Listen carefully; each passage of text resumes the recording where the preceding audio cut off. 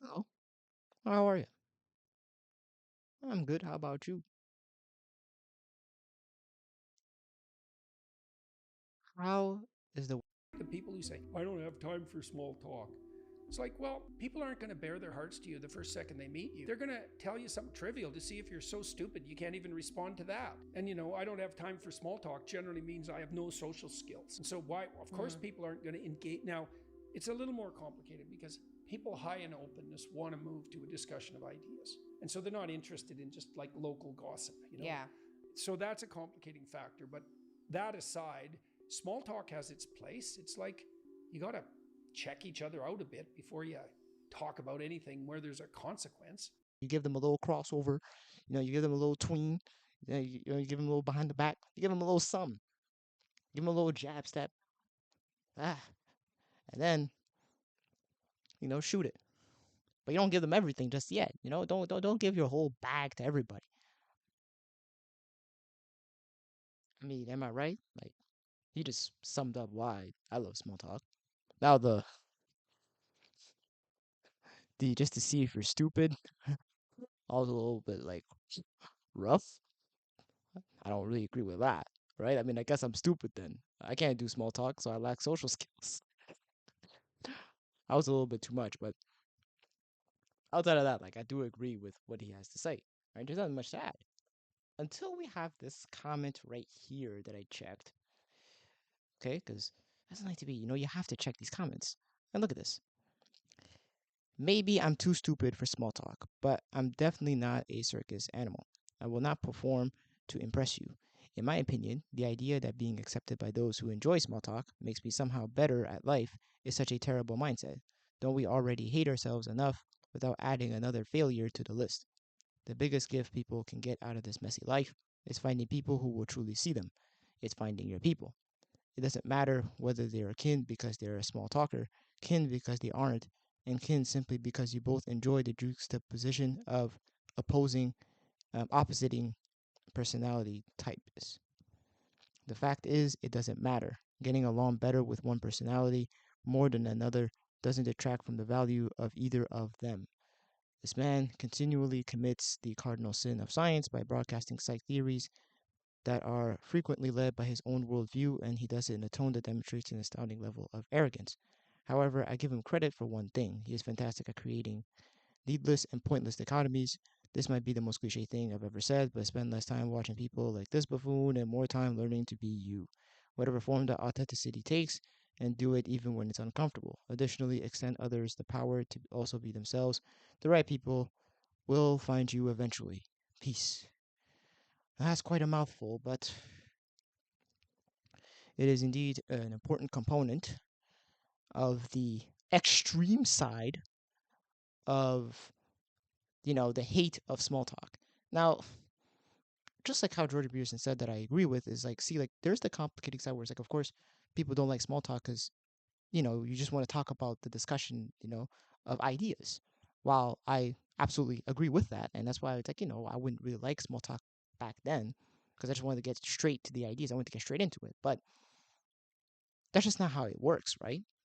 Aside from that, like, what do you really use small talk for? To size people up. Because, first of all, above all else, guard your heart, for everything you do flows from it, right? You don't know who you're talking to. You don't know their intentions. This is a stranger. You don't know who you're talking to. So, are you really going to just present yourself everything that you have? Or just bits of pieces, little pieces of pieces? It's probably what you're going to do first, right? So, you're going to be, I guess you would say, honest. Maybe some they're not going to be, but you're going to be honest enough to present the information that you think is worth presenting. Very safe information. Let's go with that. That isn't that won't damage yourself and your dignity ultimately. And then the one who has knowledge uses words with restraint, and whoever has understanding is even tempered. Even fools are thought wise if they keep silent, and discerning if they hold their tongues. So once again, imagine even a fool can be wise just by staying silent. So you're not going to just give out information to everybody. It's just foolish. And like I said, it's because it's all about the intentions of man. And as fallen human beings that we are, that we're broken, people are going to do bad things. So you have to be wary of the kind of information that you present. And small talk has that place, that ice, if you will. And sometimes you need to keep that ice. You don't need to break it all the time. It's nice to keep it there so that that way I don't even have to present all that information towards you. It's just not a good idea. She makes this false dichotomy of being like that she has to be a circus animal for some reason. Like, you don't have to impress people. All it takes is just saying, hello, how are you? And congratulations, you already did small talk for just a little bit. Whether or not you want to ask another question is up to you.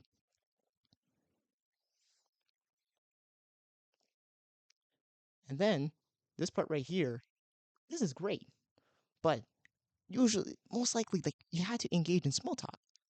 There has to be an icebreaker of some shape, in some shape or form. You don't just, again, present everything. You just don't do that.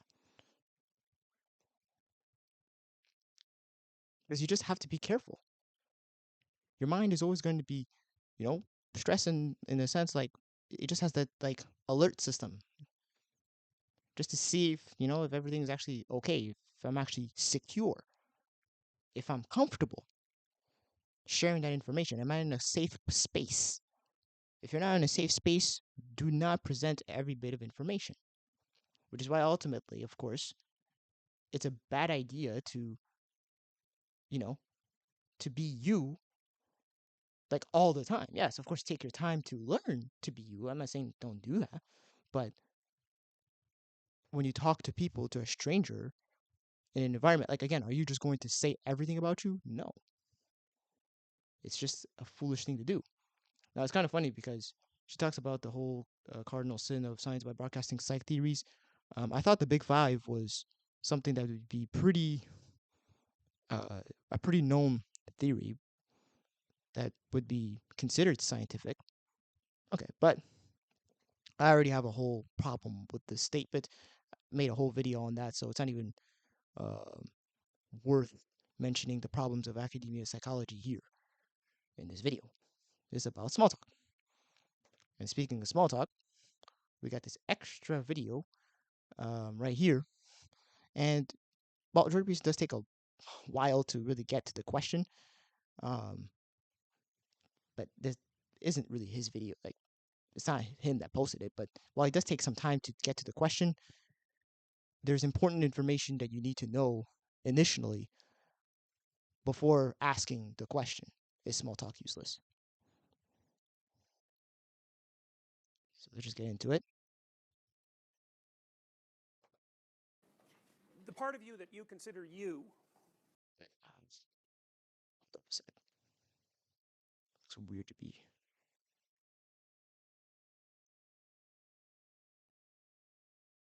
There you go. Roughly speaking, Jung considered the ego. And you might think about that as the most individual part of your psychophysiological being. I mean, the difference between individual and collective in that sense is that you share very many attributes with other people, obviously. Your physical form is very much like that of other people, and then you share attributes with other living creatures way back down the phylogenetic chain. And so in that regard, there's nothing specifically individual about you. But the part of you that you identify with most completely and that you regard as unique, that's the Jungian ego. Now, Jung sort of conceptualized your psyche as a, I would say as a place, I suppose, that many spirits could inhabit. And you might think about a spirit from the Jungian perspective as a personality that can inhabit the psyche. And so, like all the psychoanalysts, Jung regarded the psyche as a relatively loose collection of partially integrated personalities. And each of those personalities had their own perspective, their own thoughts, like their own way of looking at the world. That would be the perspective. Their own thoughts, their own emotions, their own habits, their own actions, and those were roughly aggregated into some sort of unity. And that was That was the ego. How how great is this?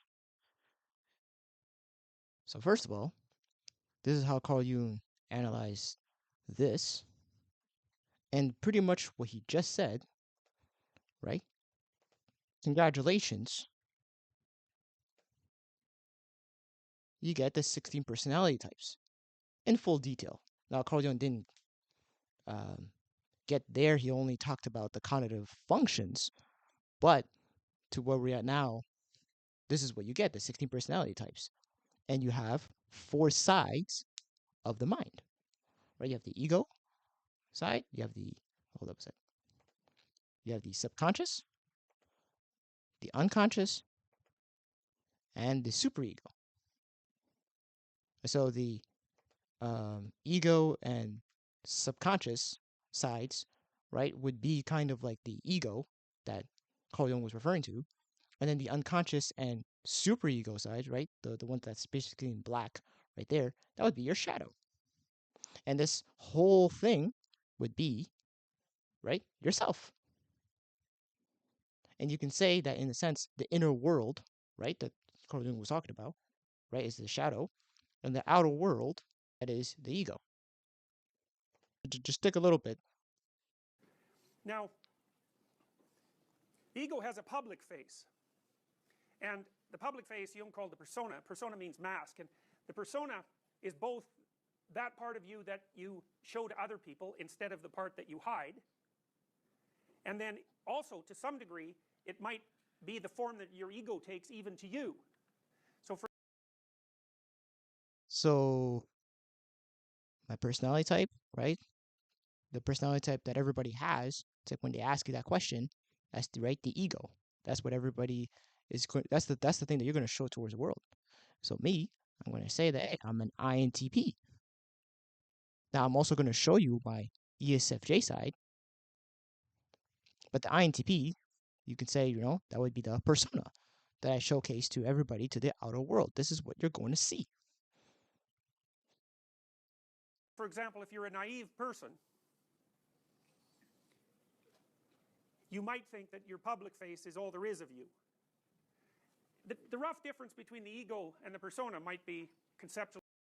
That's where usually people have a problem with small talk, because when they only when they can only do small talk, that's the only thing that shows who you are, which is very shallow, right?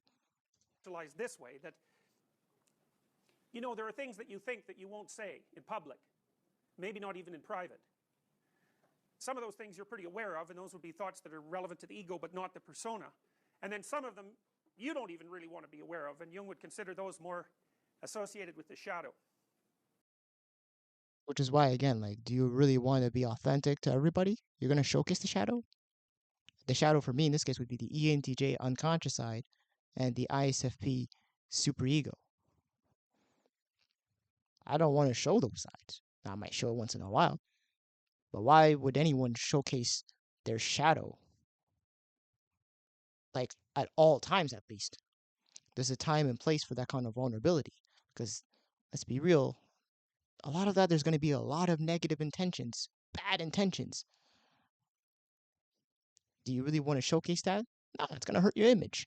So you're probably not going to show it. Now, sometimes, don't always care about your image. But I'm just saying, like, there's a time and place to be vulnerable. Now, the shadow, the existence of the shadow, first of all, you might want to remember that the best way to conceptualize Jung's archetypal constructions is in some sense as metaphors. So you could say that, well, Jung thought that it was useful to separate up the psyche into persona and ego and then shadow. It isn't that there aren't other ways that it could be broken up, but breaking it up this way is useful for certain purposes, and Jung regarded this terminology as particularly useful from a psychoanalytic perspective and also from a historical perspective. So perhaps the divisions could be made otherwise, and there are many ways of looking at archetypes, but this is sufficiently useful to progress with. The best abstract representation is 16 personalities. 16 personalities, basically. Now, Doesn't mean that there could be another one, but I'd say it's the best one. people's personas are generally somewhat harmless and somewhat socialized. If you don't know how to act in public, you don't have a well-crafted persona. You know, some of you are going to be the kinds of relatively deep-thinking intellectuals who think that small talk is nonsense. And there's some utility in that thinking, because in some sense, from a philosophical sense, obviously it's nonsense. But if you don't know how to make small talk, basically what that means is that you have a poorly developed persona. And what that'll mean is that you're not going to do very well, at least at the beginning of social engagements, because you need to be able to convince people that you're basically civilized and social before it's even reasonable for them to go beyond pleasantries with you. And the ability to exchange pleasantries in a relatively banal way in a variety of different circumstances is part of having a persona. And you don't want to denigrate the utility of that, because you need it. You know, as you progress in your careers, for example, you're going to be thrust into situations where you don't really know anyone, and the purpose of the gathering is to familiarize a large number of people with one another. And there's a skill that's associated with that that's somewhat glib social ability. The Jungians would say, well, you shouldn't, if you don't have a persona, you're just a disaster. But by the same token, you shouldn't be only persona, because one of the possibilities is that the ego can identify with the persona, and then the person thinks that they are what they show the social world. And that has a lot of problems. And the problem with that, at least from the Jungian perspective, is that